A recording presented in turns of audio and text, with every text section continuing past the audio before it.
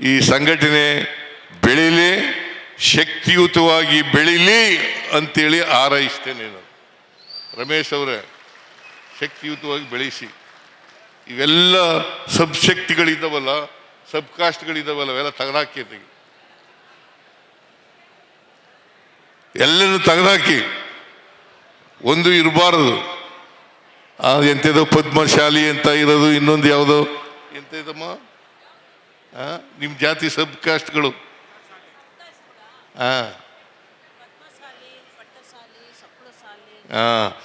ಅವೆಲ್ಲ ಆ ಸಬ್ ಕಾಸ್ಟ್ಗಳನ್ನೆಲ್ಲ ತೆಗೆದಾಕಿ ಎಲ್ಲ ಒಂದೇ ಜಾತಿ. ಅದು ಬೇರೆ ಬೇರೆ ಹೆಸರುಗಳು ಕರ್ಕೊಂಡ್ಬರೋದು, ಬೇರೆ ಬೇರೆ ಜಾಗಗಳಲ್ಲಿ ಕರ್ಕೊಂಡಿರ್ಬೋದು. ನಿಮ್ಮ ಬಾಗಲಕೋಟೆ, ಬೆಳಗಾಮು, ಮೈಸೂರು, ಬೆಂಗಳೂರು ನಗರ ಇಲ್ಲೆಲ್ಲ ಜಾಸ್ತಿ ಇರ್ತಕ್ಕಂಥದ್ದು. ನೀವು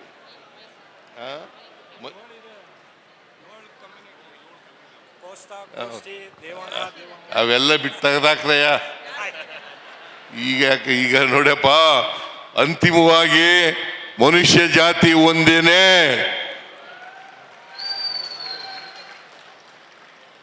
ಮನುಷ್ಯ ಜಾತಿ ಒಂದೇನೆ.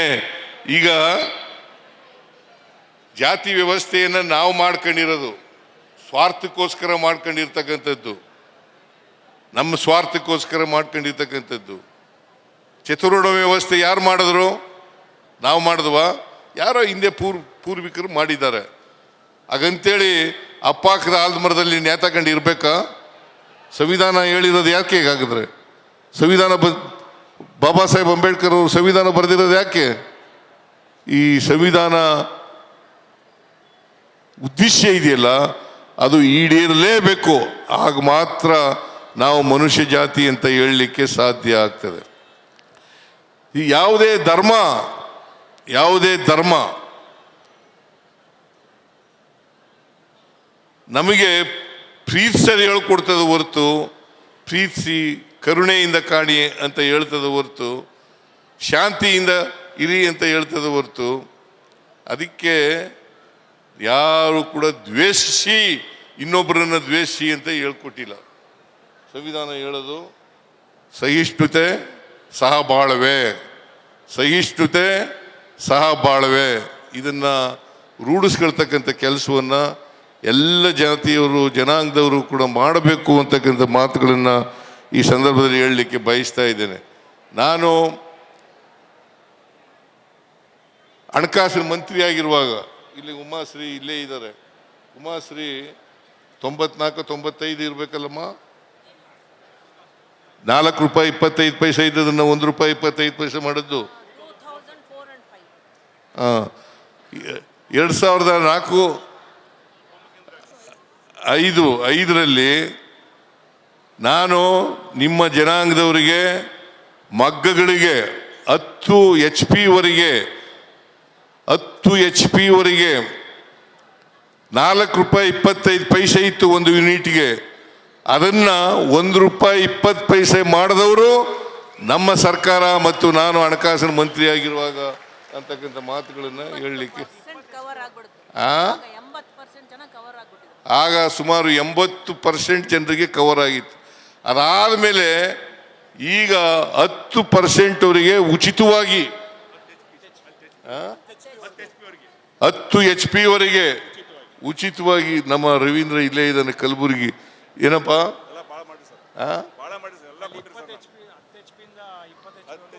ಆಮೇಲೆ 10 HP ಇಂದ 20 HP ವರೆಗೆ ರಿಯಾಯಿತಿ ದರದಲ್ಲಿ ₹1.25 ತರನೇ ನೀವು 20 HP ವರೆಗೆ ₹1.25 ವಿದ್ಯುತ್ ಶಕ್ತಿ ಬಿಲ್ಲನ್ನು ₹1.25 ಒಂದು ಯೂನಿಟ್ಗೆ ಕೊಡಬೇಕು ಅಂತಕ್ಕಂಥ ಮಾಡಿದದ್ದು ನಮ್ಮ ಸರ್ಕಾರ. ಆಮೇಲೆ ನಿಮಗೆ ರಿಬೇಟ್ ಇತ್ತಲ್ಲ, ಆ ರಿಬೇಟನ್ನು 10% ಇದನ್ನು 20% ಮಾಡಿಕೊಟ್ಟೆ. ರಮೇಶ ಹೇಳ್ಬೇಕು ನೀನು ಇದನ್ನೆಲ್ಲ.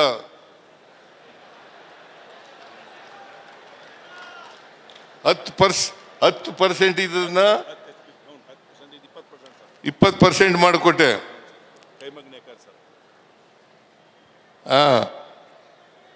ಆಮೇಲೆ 0% 0% ಬಡ್ಡಿನಲ್ಲಿ 5 ಲಕ್ಷದವರೆಗೆ ಸಾಲ 5 ಲಕ್ಷದವರೆಗೆ ಸಾಲ ಕೊಡ್ತಕ್ಕಂಥ ಕೆಲಸವನ್ನ. ಆಮೇಲೆ ನೇಕಾರ ಸನ್ಮಾನ ಯೋಜನೆ 5,000 ಮಾಡಿದದ್ದು ನಮ್ಮ ಸರ್ಕಾರ ಅಂತಕ್ಕಂಥ ಮಾತುಗಳನ್ನ ಹೇಳಲಿಕ್ಕೆ ಬಯಸ್ತೇನೆ. ಆಮೇಲೆ ದೇವರ ದಾಸಿಮಯ್ಯ 11ನೇ ಶತಮಾನದಲ್ಲೇ ವಚನಕಾರರಾಗಿದ್ದಂಥವ್ರು, ಬಸವಣ್ಣವ್ರಿಗಿಂತ ಮುಂಚಿತವಾಗಿ ಅವರ ಜಯಂತ್ಯೋತ್ಸವವನ್ನ ಆಚರಣೆ ಮಾಡಿದದ್ದು ನಮ್ಮ ಸರ್ಕಾರ, ನಾನು ಮುಖ್ಯಮಂತ್ರಿ ಆಗಿರುವಾಗ ಅಂತಕ್ಕಂಥದ್ದನ್ನ ತಮಗೆ ತಿಳಿಸ್ಲಿಕ್ಕೆ ಬಯಸ್ತಾ ಇದ್ದೇನೆ. ಆಮೇಲೆ ಉಮಾಶ್ರೀ ಅವರಿಗೆ MLC ಮಾಡಿ MLA ಮಾಡಿ ಮಂತ್ರಿ 5 ವರ್ಷ ಮಂತ್ರಿ ಆಗಿದ್ದಂಥವರು ಶ್ರೀಮತಿ ಉಮಾಶ್ರೀ ಅವರು ಈಗಲೂ MLCನೇ. ಆಮೇಲೆ 4 ಜನ ನಿಗಮ ಮಂಡಳಿ ಚೇರ್ಮನ್ರುಗಳು, ರವೀಂದ್ರ ಕಲಬುರ್ಗಿ, ಆಮೇಲೆ ತಿಪ್ಪೇಸೆಲ್ಲ ಮೂರ್ತಿ, ತಿಪ್ಪೇಸು ಎಲ್ಲಪ್ಪ, ತಿಪ್ಪೇಸ ಇಲ್ಲೇ ಇದನ್ನ. ಆಮೇಲೆ ಸಾಲ ಮನ್ನಾ ಮಾಡಿಕೊಟ್ಟದ್ದು ನಮ್ಮ ಸರ್ಕಾರ. ಅದರಿಂದ ಯಾರು ನಿಮಗೆ ಉಪಕಾರ ಮಾಡ್ತಾರೆ, ಯಾರು ನಿಮ್ಮ ಜೊತೆ ನಿಲ್ತಾರೆ, ಅವ್ರ ಜೊತೆ ನೀವು ಕೂಡ ಇರಬೇಕು ಅಂತಕ್ಕಂಥ ಮಾತುಗಳನ್ನು ಈ ಸಂದರ್ಭದಲ್ಲಿ ಹೇಳಲಿಕ್ಕೆ ಬಯಸ್ತಾ ಇದ್ದೇನೆ. ಆಮೇಲೆ ಈಗ ಎಲ್ಲ ಹಿಂದುಳಿದ ಜಾತಿಯವರಿಗೆ ಜಮೀನು ಕೊಡಬೇಕು ಅಂತೇಳಿ ಸರ್ಕಾರ ಆಲೋಚನೆ ಮಾಡಿ ಬಹುಶಃ ಮುಂದಿನ ಕ್ಯಾಬಿನೆಟ್ನಲ್ಲಿ ಸಬ್ಜೆಕ್ಟ್ ಬರ್ಬೋದು ಅಂತ ಅನ್ಕೊಂಡಿದ್ದೀನಿ. ಅದು ಬಂದಾಗ ನಿಮ್ಮ ಸಂಘಟನೆಗೂ ಕೂಡ ಜಮೀನನ್ನು ಕೊಡ್ತೇವೆ ಅಂತಕ್ಕಂಥ ಮಾತುಗಳನ್ನು ಹೇಳಲಿಕ್ಕೆ ಬಯಸ್ತಾ ಇದ್ದೆ. 2 ಎಕರೆ ಅಥವಾ 2.5 ಕೊಡ್ಬೋದು, ಜಮೀನು ಕೊಡ್ತೀವಿ.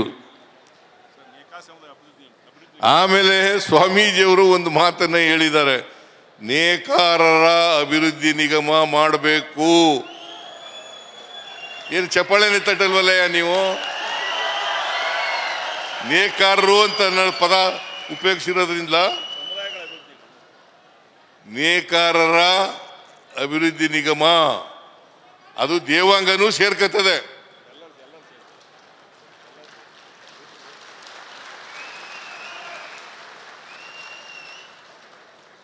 ಅದನ್ನ ನಮ್ಮ ಸರ್ಕಾರದಲ್ಲಿ ಮಾಡಿಕೊಡ್ತೇವೆ ಅಂತಕ್ಕಂಥ ಮಾತುಗಳನ್ನು ಹೇಳಲಿಕ್ಕೆ ಬಯಸ್ತಾ ಇದ್ದೀನಿ.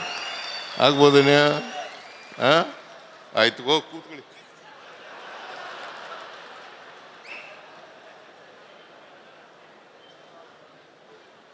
ಒಟ್ಟಾರೆ ನಮ್ಮ ಸಮಾಜ ಎಲ್ಲ ಜಾತಿಗಳು, ಎಲ್ಲ ಧರ್ಮದವರು ಎಲ್ಲರನ್ನೂ ಒಟ್ಟಿಗೆ ಕೊಂಡು ಹೋಗ್ತಕ್ಕಂಥ ಕೆಲಸವನ್ನು ಮಾಡ್ತಕ್ಕಂಥ ಪ್ರಯತ್ನವನ್ನು ಮಾಡ್ತೇವೆ ಅಂತಕ್ಕಂಥ ಮಾತುಗಳನ್ನು ಹೇಳಿ, ಇವತ್ತು ನೀವೆಲ್ಲ ಹಿಂದುಳಿದ ಜಾತಿಗಳು, ಈ ದೇವಾಂಗ ಜಾತಿಗಳು, ನೇಕಾರ ಜಾತಿಗಳು ಇದಾವಲ್ಲ, ಇವೆಲ್ಲ ಆರ್ಥಿಕವಾಗಿ ಸಾಮಾಜಿಕವಾಗಿ ಹಿಂದುಳಿದಿರ್ತಕ್ಕಂಥವ್ರು. ನೀವೆಲ್ಲರೂ ಕೂಡ ಸಾಮಾಜಿಕವಾಗಿ, ಆರ್ಥಿಕವಾಗಿ, ಶೈಕ್ಷಣಿಕವಾಗಿ, ರಾಜಕೀಯವಾಗಿ ಹೆಚ್ಚು ಮೇಲಕ್ಕೆ ಬರಬೇಕು ಅಂತಕ್ಕಂಥ ಮಾತುಗಳನ್ನು ಈ ಸಂದರ್ಭದಲ್ಲಿ ಹೇಳ್ತಾ, ಅದು ಸಾಧ್ಯ ಆಗ್ತಕ್ಕಂಥದ್ದು ಶಿಕ್ಷಣ, ಸಂಘಟನೆ ಮತ್ತು ಹೋರಾಟದಿಂದ ಮಾತ್ರ.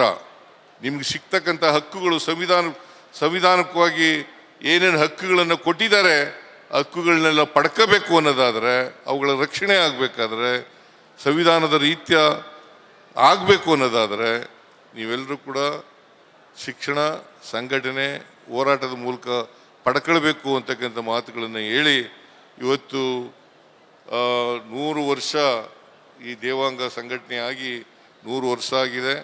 ಇನ್ನೂ ಎತ್ತರಕ್ಕೆ ಬೆಳೀಲಿ, 100 ವರ್ಷಗಳ ಕಾಲ ಬೆಳೀಲಿ ಅಂತಕ್ಕಂಥ ಮಾತುಗಳನ್ನು ಹೇಳಿ ನನ್ನ ಮಾತುಗಳನ್ನು ಮುಗಿಸ್ತೇನೆ. ನಿಮ್ಮೆಲ್ರಿಗೂ ನಮಸ್ಕಾರ.